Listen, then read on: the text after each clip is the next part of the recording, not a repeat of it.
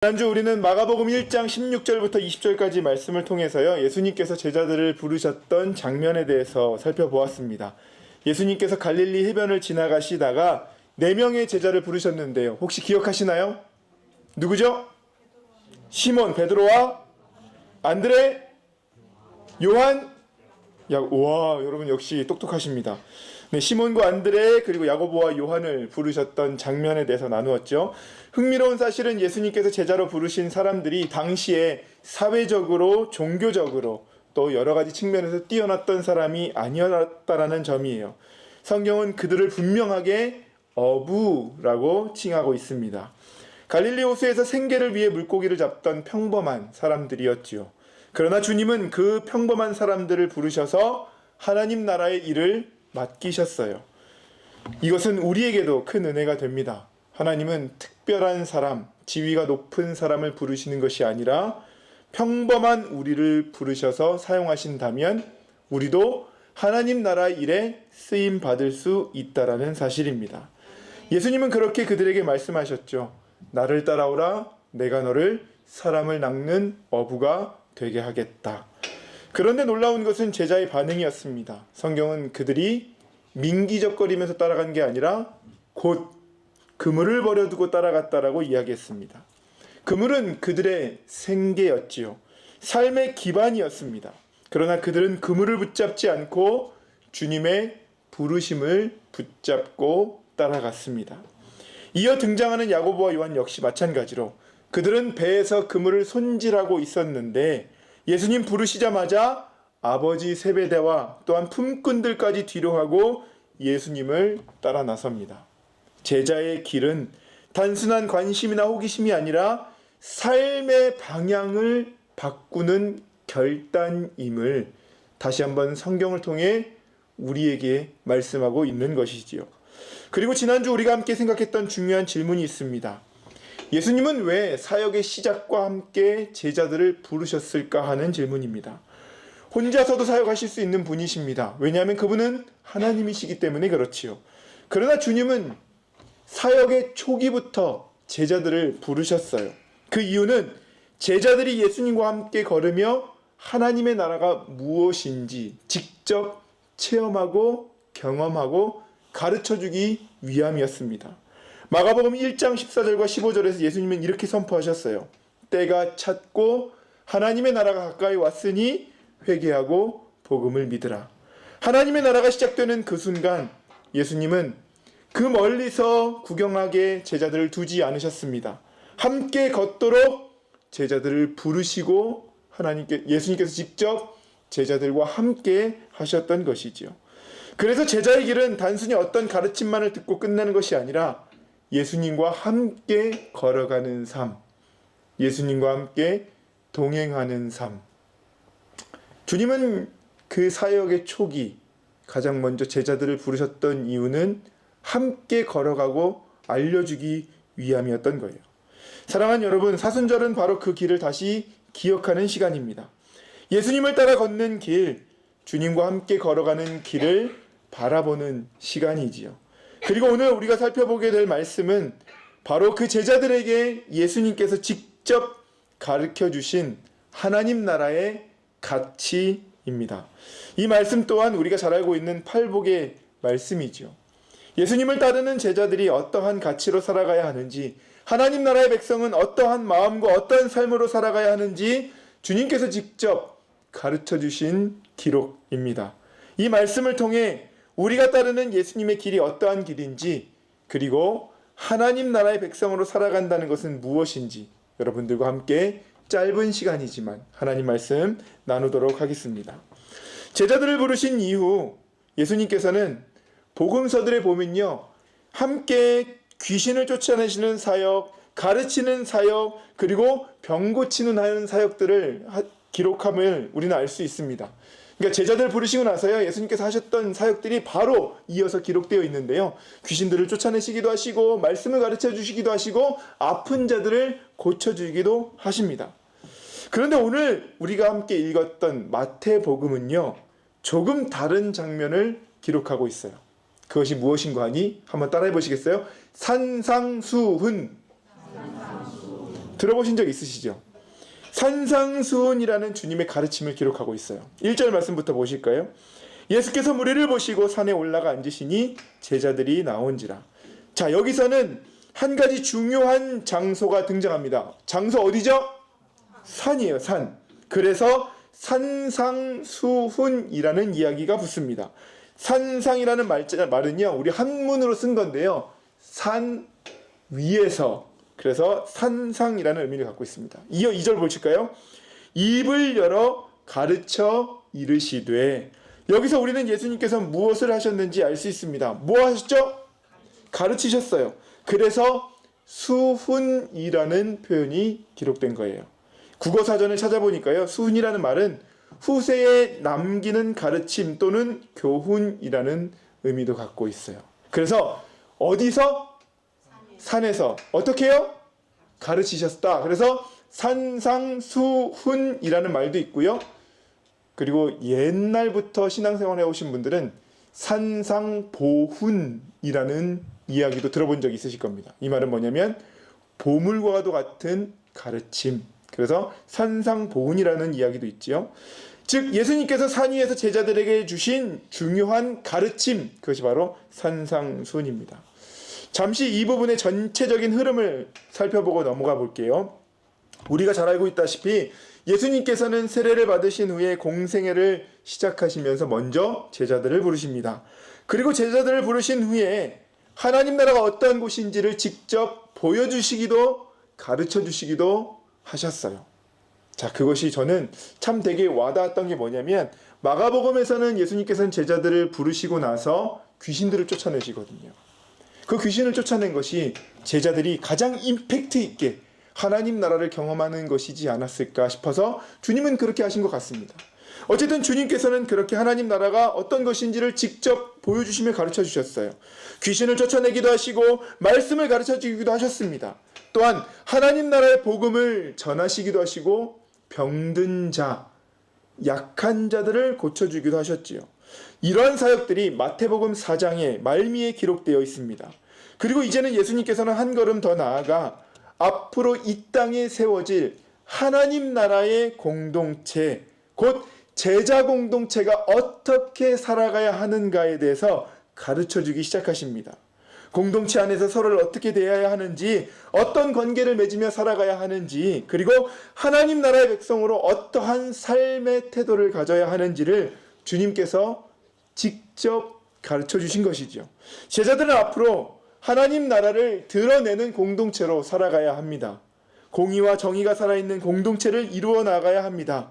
그런 의미에서 이 산상수훈은요, 제자 공동체, 곧 교회 공동체가 어떠한 방향으로 걸어가야 할 것인가, 하나님 나라는 어떠한 공동체인가를 보여주는 말씀이라고 할 수 있습니다. 마태복음에 기록된 이 산상수훈은요, 5장부터 7장까지 이어지는 매우 긴 가르침이에요. 자, 어떤 내용이 있는지 아까 여러분들 성경책 펴셔서 보신 분들은요, 성경책의 그 소단락 위에 소단락 제목들이 있거든요. 그 제목들을 제가 화면에도 준비했지만 여러분들도 성경책이 있으신 분들은 그 소제목들을 한번 같이 보시면 좋을 것 같아요. 그 제목만 살펴봐도 이 가르침의 방향이 어느 방향인지 짐작할 수 있을 겁니다. 자, 첫 번째, 우리가 읽은 5장 1절 위에 보면 뭐라고 써있죠? 복이 있는 사람이라고 써있어요. 자, 그 다음에 제가 계속해서 쭉쭉 읽어볼 테니 여러분들은 눈으로 한번 확인해 보셔요. 소금과 빛, 예수와 율법, 노하지 말라, 간음하지 말라, 맹세하지 말라, 구제함을 은밀하게 하라. 너희는 이렇게 기도하라. 외식으로 금식하지 마라. 보물을 하늘에 쌓아두라. 비판하지 말라. 구하라, 찾으라, 문을 두드리라. 좁은 문, 열매로 그들을 알리라. 자, 여러분, 산상수훈에 있는 말씀의 소제목들만 보니까 예수님께서 이 제목만 봐도 무엇을 말씀하시고자 했는지 어느 정도 감이 오지 않으십니까? 주님께서는 제자 공동체라면 어떻게 살아가야 하는지, 하나님 나라의 백성으로서 어떠한 삶의 태도를 가져야 하는지에 대해서 하나하나 가르쳐 주신 거예요. 결국 이 산상수훈을 엑기스로 딱 압축할 수 있잖아요. 그 엑기스로 압축하면 어떤 말씀인 거 하니 마태복음 5장 48절 말씀입니다. 우리 화면을 보시면서 같이 한번 읽어보실까요? 시작! 그러므로 하늘에 계신 너희 아버지의 온전하심과 같이 너희도 온전하라. 네, 이 말씀은 우리가 이 땅에서 공동체 안에서 어떻게 하나님을 닮아가며 살아가야 하는지 그 방향과 기준을 제시하고 있습니다. 물론 여러분, 산상수훈에 있는 이 모든 말씀 우리가 율법과 같이 완벽하게 지켜 행할 수 있을까요? 그렇게 지키기는 어려울 수 있을 것 같습니다. 우리의 삶은 연약하고 우리 인생 역시 완전하지 않기 때문입니다. 그러나 주님께서 직접 말씀하시고 가르쳐 주신 것이기 때문에 우리 공동체는, 우리 교회는 이 말씀을 향해 조금씩이라도 노력하며 살아가는 구별된 그리스도인, 생명력 있는 그리스도인으로 살아가야 하지 않을까요? 그렇게 한 걸음씩 따라가 살아가다 보면 우리의 삶 속에서도, 그리고 우리 공동체 안에서도 하나님 나라의 열매가 조금씩 맺혀지기 시작할 줄로 믿습니다. 그리고 우리는 어느 순간 하나님께서 원하시는 삶의 방향을 따라 그래도 잘 자라가고 있구나를 느낄 수도 있겠죠. 생명력이 살아있는 공동체로 세워가는 은혜를 경험하게 될 줄로 믿습니다. 자, 바로 그런 삶을 위해 주님께서 우리에게 가르쳐 주신 말씀이 산상수훈이에요. 그 말씀 5장부터 7장까지의 말씀 전체를 다룰 수는 없고 우리는 팔복, 곧 복에 관한 말씀 함께 살펴보려고 합니다. 여러분, 우리가 읽은 말씀에는요 8가지 복이 기록되어 있어요. 그래서 팔복이라고 하지요. 이 팔복의 말씀을 자세히 보면요 일정한 패턴을 갖고 기록되어 있다는 것을 알 수 있습니다. 바로 뭐뭐한 사람은 복이 있다, 뭐뭐이기 때문이다 라는 구조예요. 이런 형식 같은 구조가 반복되며 리듬을 이루는 문학적 특징, 어떻게 보면 시와도 같은 운율을 갖고 있다라고 볼 수도 있을 것 같습니다.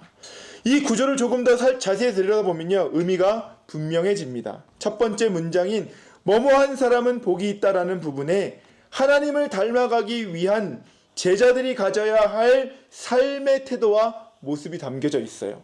뭐뭐한 사람이라는 것은 우리가 함께 하나님 나라 백성, 그리고 하나님 나라의 제자들로서 가져야 할 삶의 태도가 기록되어 있고요. 그리고 이어지는 두 번째 문장, 뭐뭐이기 때문이다 라는 부분에는 그러한 삶을 살아갈 때 주시는 하나님의 약속과 축복이 담겨져 있어요.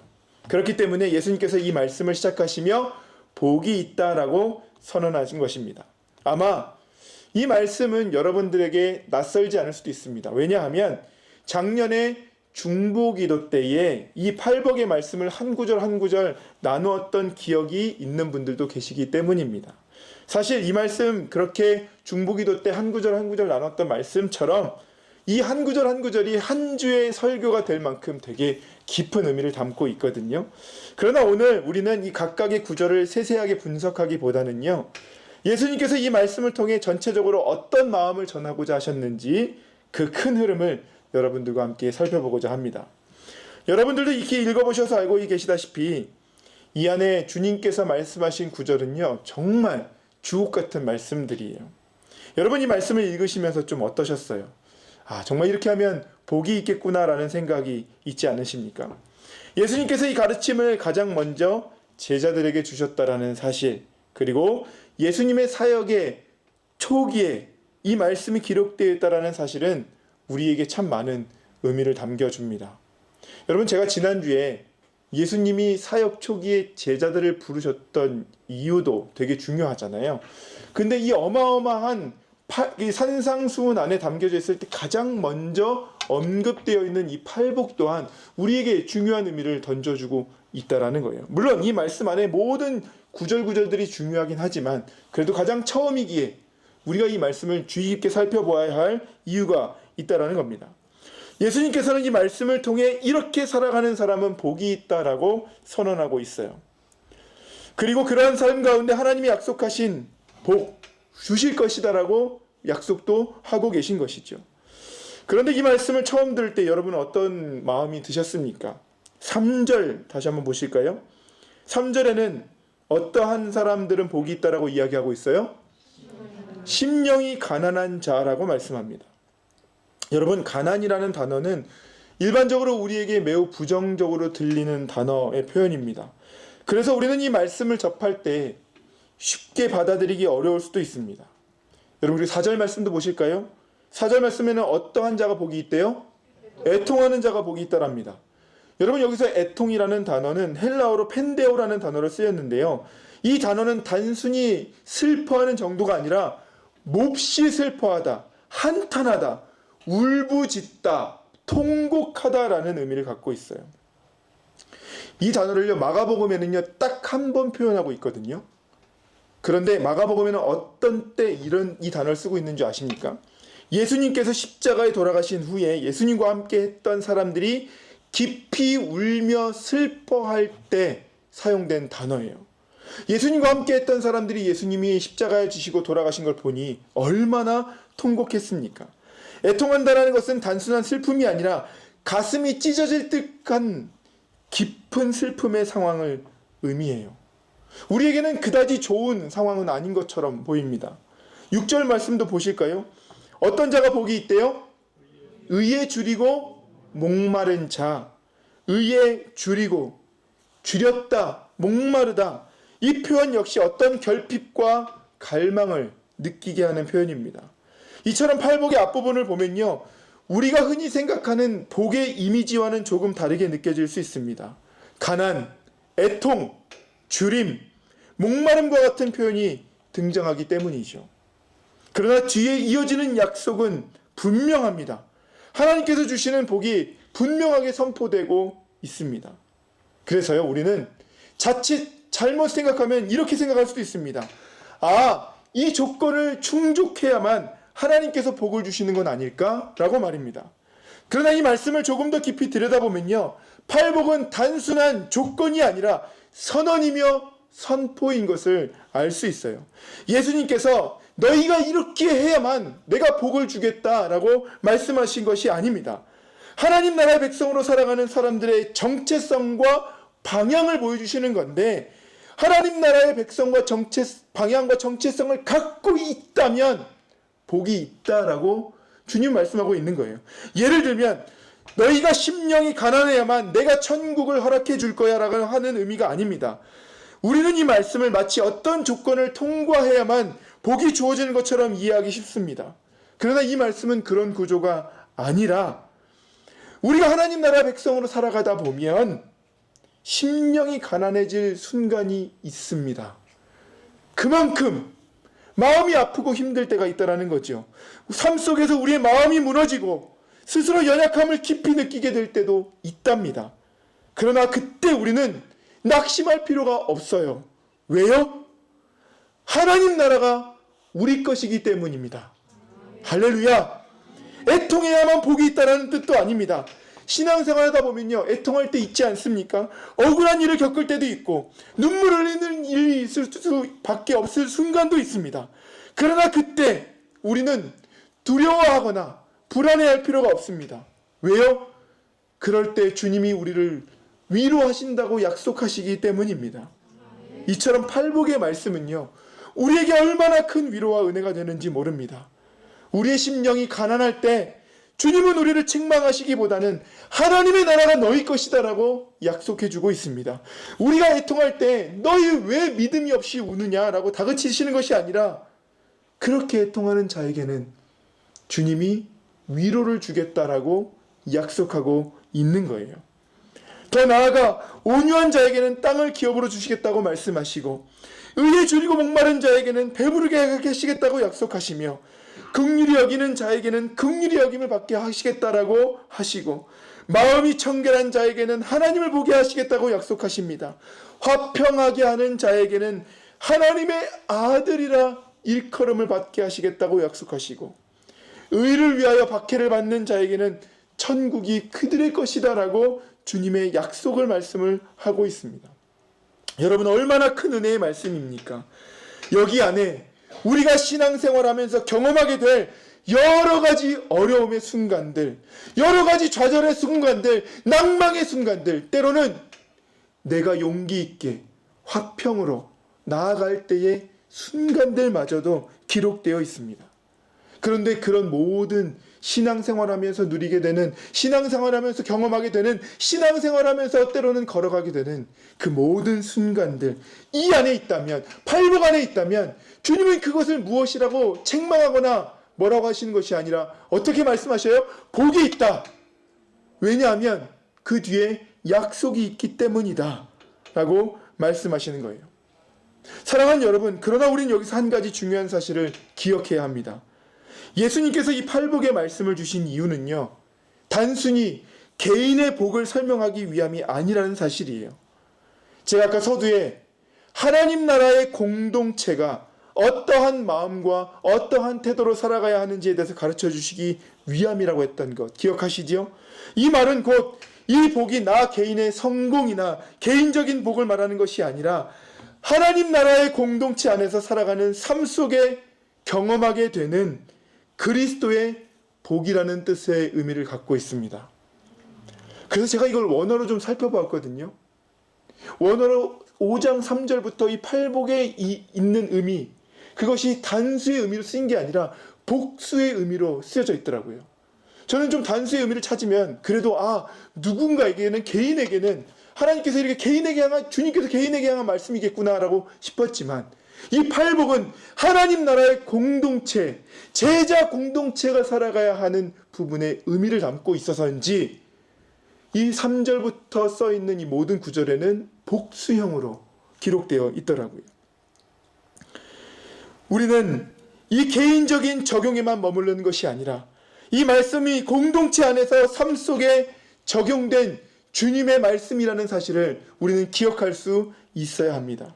그 이유를요, 우리는 산상수훈의 마지막 부분에서 발견할 수 있습니다.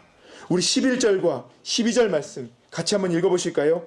시작! 나로 말미암아 너희를 욕하고 박해하고 거짓으로 너희를 거슬러 모든 악한 말을 할 때에는 너에게 복이 있나니 기뻐하고 즐거워하라. 하늘에서 너희의 상이 큼이라. 너희 전에 있던 선지자들도 이같이 박해하였느니라. 아멘. 여러분, 우리가 읽은 11절과 12절은요, 어떠한 학자들은 마지막 8번째 복의 연장선상에 있다라고 보는 학자들도 있습니다. 그러나 어떤 학자들은요, 이 말씀을 팔복 전체를 설명하는 보충구절로 보는 학자들도 있기도 해요. 만약 그렇게 이해한다면, 후자로 이해한다면 제자 공동체가 앞으로 살아가면서 어떤 일들을 경험하게 된다는 뜻입니까? 바로 예수님 때문에 욕을 듣고 박해를 받고 거짓된 말로 비난을 받을 일이 있을 것이라는 뜻입니다. 여러분, 다시 한번 이 말씀을 보십시오. 이 말씀이 너희에게 하는 말씀입니까? 너희에게 하는 말씀입니까? 너희에게 하는 말씀입니다. 즉 제자 공동체를 향한 말씀이라는 것이죠. 결국 이 말씀은요, 예수님께서 제자 공동체에게 앞으로 살아가면서 겪게 될 어려움과 환난, 가난과 애통함, 그 모든 순간 속에서도 여전히 하나님의 은혜가 있음을, 복이 있다라고 말씀하심을 보여주시는 장면입니다. 결론적으로 팔복은요, 예수님께서 걸어가셨고 또 걸어가셔야만 했던 십자가의 길, 그것이 이 안에 숨겨져 있고 또한 제자들이 발견할 수 있도록 주님께서 놔두어 주신 것이며, 제자들 또한 그렇게 주님을 따라가야 할 때는 십자가의 길일 수도 있음을 미리 말씀해 주고 있는 거예요. 그런데 그런 길이 어떤 길이다?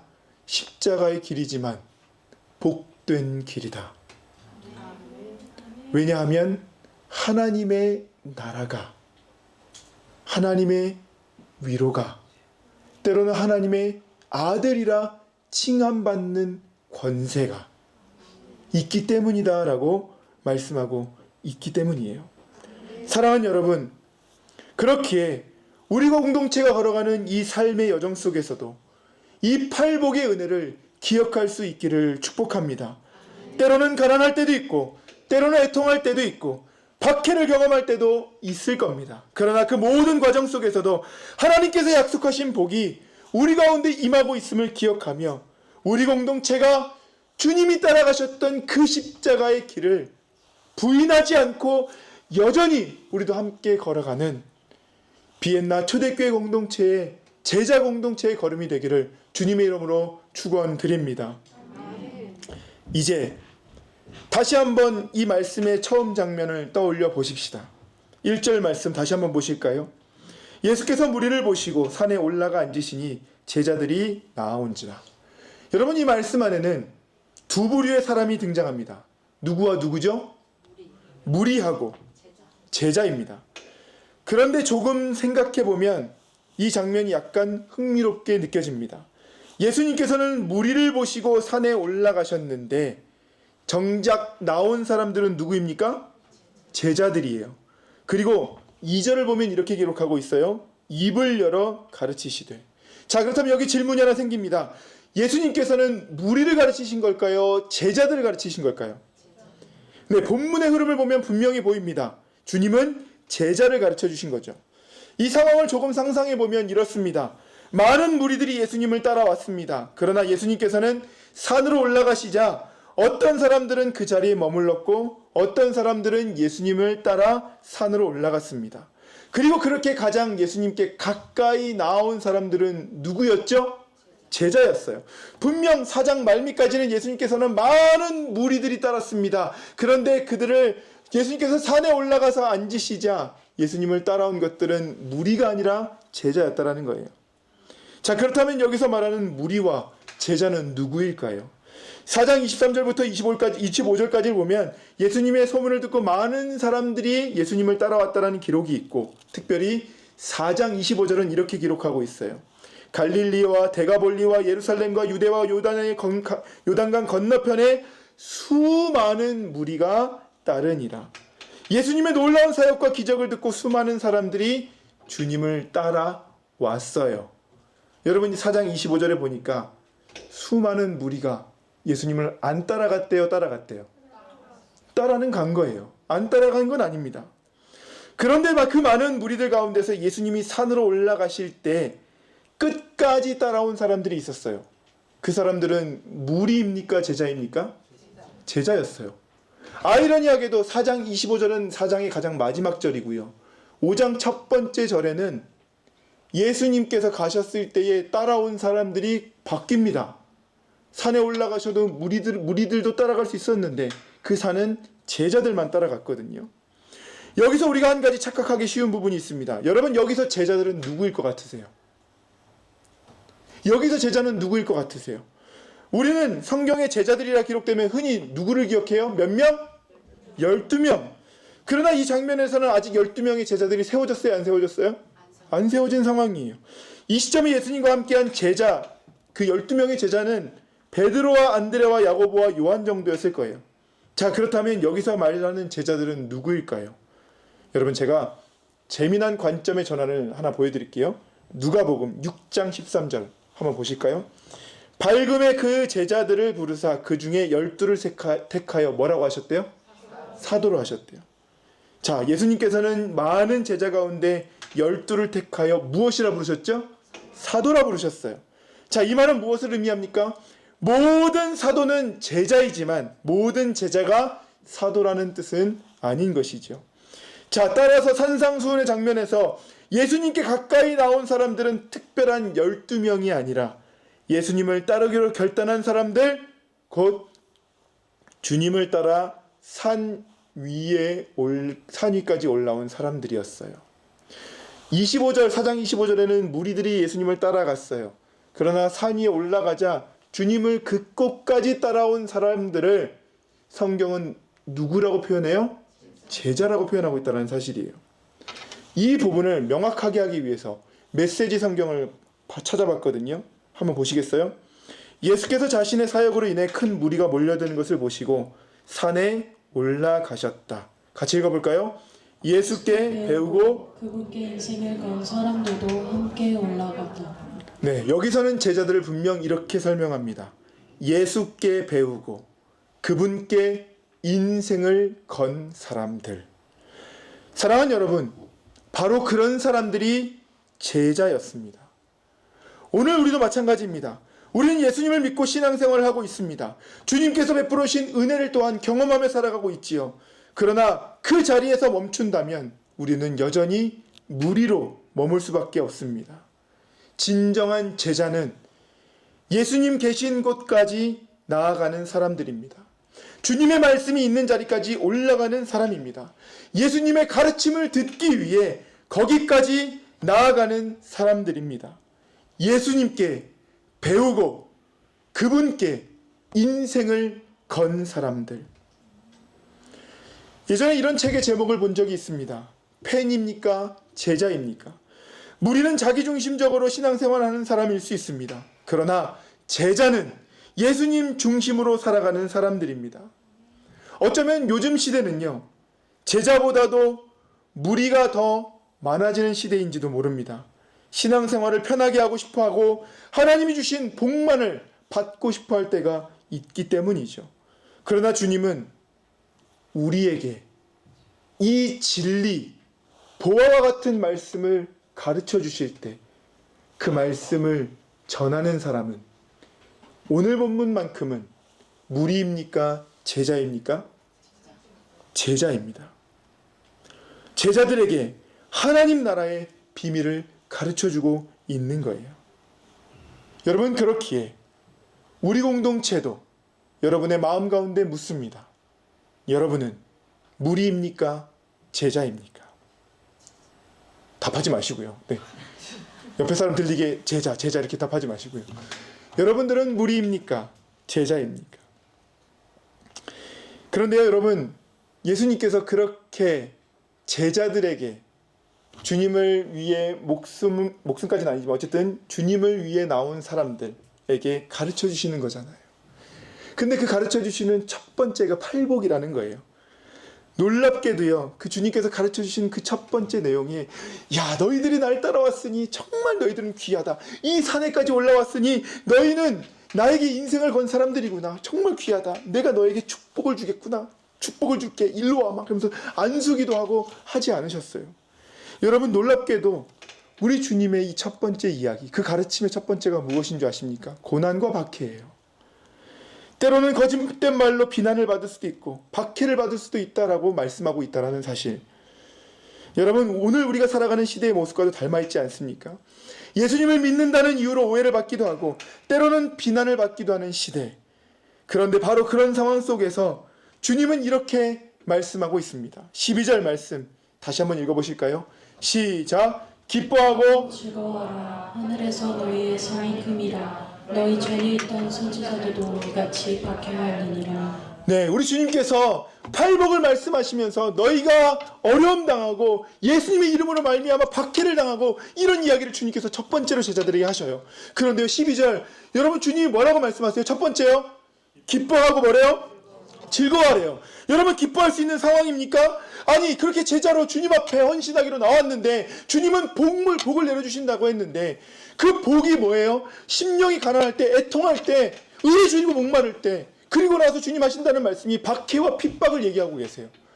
그런데 기뻐할 수 없는 상황에 주님은 기뻐하라고, 즐거워하라고 말씀하십니다. 여러분이 기뻐하라는 단어, 제가 헬라어로 좀 찾아봤거든요. 무엇인 거 아니? 카이로라는 단어예요. 그런데 이 단어는요, 좀 놀랬어요. 왜냐하면 단순히 우리가 기뻐하다라는 의미만을 갖고 있는 게 아니에요. 이 단어가 어느 때 또 쓰이는 줄 아세요? 안녕하다, 기쁘게 인사하다라는 의미로도 쓰였어요. 즉, 공동체가 만났을 때 함께 문안 인사하는 거, 함께 서로의 안부를 물으며 사랑으로 함께 인사하는 내용이 이 카이로라는 의미예요. 그렇기에 당시 사람들은요, 서로 만날 때마다 이 단어로 인사를 나누기도 했답니다. 그러니까 이 말씀은 이런 의미예요. 어려움 속에서도 서로 무난하고 서로 기뻐하며 서로 함께 살아가라는 말씀입니다. 공동체 안에서 서로 인사하고 격려하고 함께 기뻐하는 것, 그것이 어려운 시대 속에 너희가 핍박받고 힘들다 할지라도 너희 공동체만큼은 서로 무난 인사하고 사랑으로 즐거워하고 함께하는 것, 왜요? 주님이 복되다 말씀하시니까. 그리고 주님이 너에게 상이 크다고 말씀하시니까. 그리고 그렇게 살아가는 공동체에게 팔복과도 같이 너희가 이렇게 상황이 될 때에 그것은 복이 있다고 생각해. 왜냐하면 이런 상황이니까처럼 너희가 기뻐하고 즐거워하는 공동체가 있다면 그것은 너희가 상이 크다라는 약속을 기억해라라고 말씀하고 있는 겁니다. 여러분, 그렇기 때문에요, 이 12절 말씀 마치고 나서 계속 산상순이 이어지잖아요. 그 뒤에 우리 주님 뭐라고 말씀하세요? 너희는 세상의 소금이다. 너희는 세상의 빛이다. 이것도 너예요, 너희예요? 너희예요.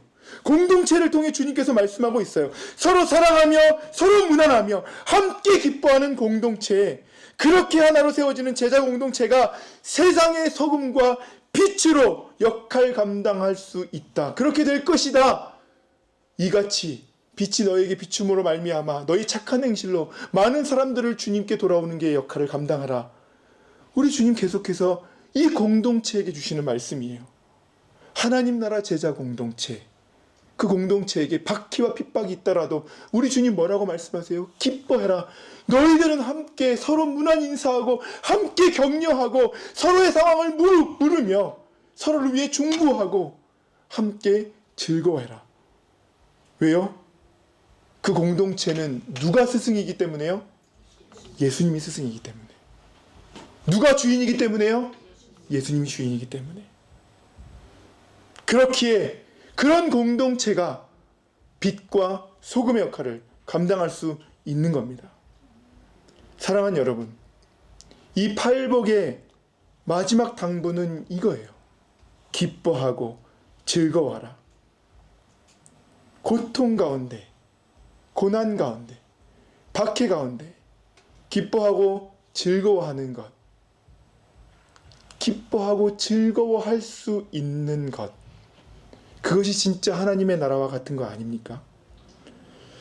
분명 팔복은 쉬운 길은 아닙니다. 때로는 가난하고 애통하고 박해를 받는 길일 수도 있습니다. 그러나 그 길 속에서도 우리 주님 말씀하고 있으세요. 기뻐하고 즐거워라.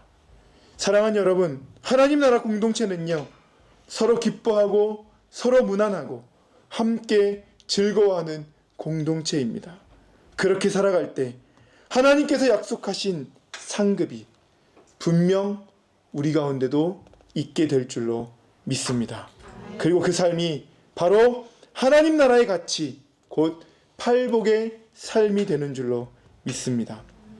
우리 시간 함께 마음이 상한 자를 함께 찬양하시면서 우리 기도의 자리로 함께 나아가실까요?